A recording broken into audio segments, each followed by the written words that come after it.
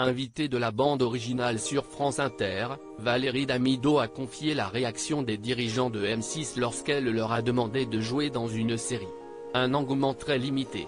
Ce mercredi 26 avril 2023, Valérie Damido était l'invitée de la bande originale, sur France Inter, afin d'évoquer son One Woman Show, qu'elle joue actuellement au Théâtre du Marais, à Paris. L'occasion pour la célèbre animatrice de revenir sur ses années passées au sein du groupe M6.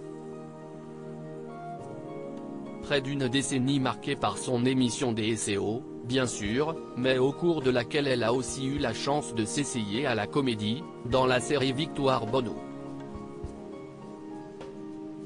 Elle y incarnait le rôle principal d'une conseillère principale d'éducation dans un lycée.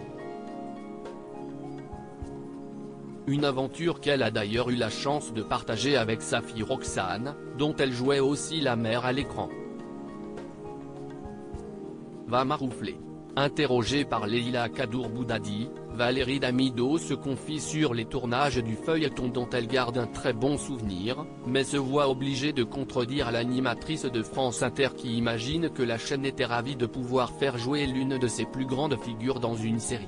Oula alors non, ce n'était pas génial pour eux, a-t-elle tout de suite rectifié avant d'imiter la réaction des dirigeants de M6, lorsqu'elle est allée les voir pour leur dire qu'elle voulait s'essayer à être actrice. Oui. Ben si esti super. Va maroufler.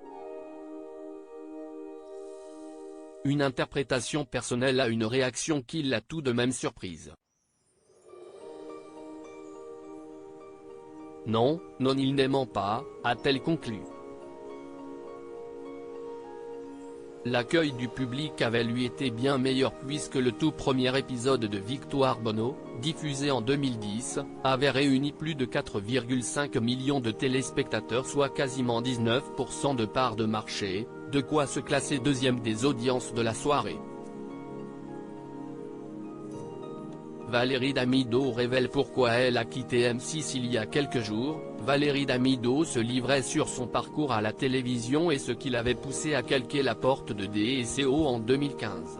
Je suis partie parce que j'avais l'impression que le concept était massacré par le montage, taclait l'animatrice qui a tenté de rebondir avec une nouvelle émission sur la TNT. L'herbe n'a pas été plus verte sur Énergie 12 qui a vite préféré les anges et la télé-réalité, avait-elle expliqué dans les colonnes de Closer, regrettant de sentir aujourd'hui sous-exploité sur TF1.